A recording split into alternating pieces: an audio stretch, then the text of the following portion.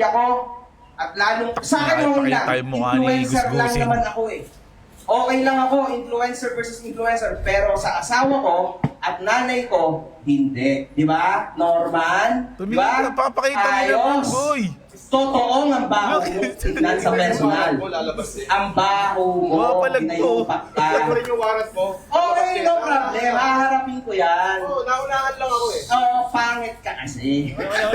Yan lang pangit Pwede ka. pala yan, unjust taxation, ganito Sorry pala po. kay media. Pwede pala yan. Alis. Nananawagan din po ako. Ganyan pala yan, unjust taxation lang, ipinahiya niyo ako sa buong Pilipinas. Nananawagan din po ako sa Oo isang nga. napaka-importanting tao, kay Senator Manny Pacquiao. Patay tayo dyan, Senator boy. Manny, Lalaki na nitong issue na to. Si Pero Norman Mangbusin po meron ay siyang nasa sense ha, may CIDG. sense yung sinabi niya dun ha.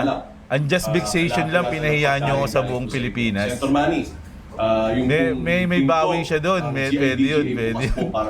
Pero deserve niya naman kasi kaya lang, syempre, ano rin yun, may bawi yun, min. Kumbaga tama yun. Sir, another question from Ms. Karen de Guzman, by the SCBS.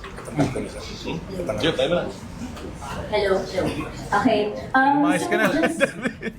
Lumayas ka na. Wala na po bang May pal ka pa. Sir, ay last tip na rin ako para madepensahan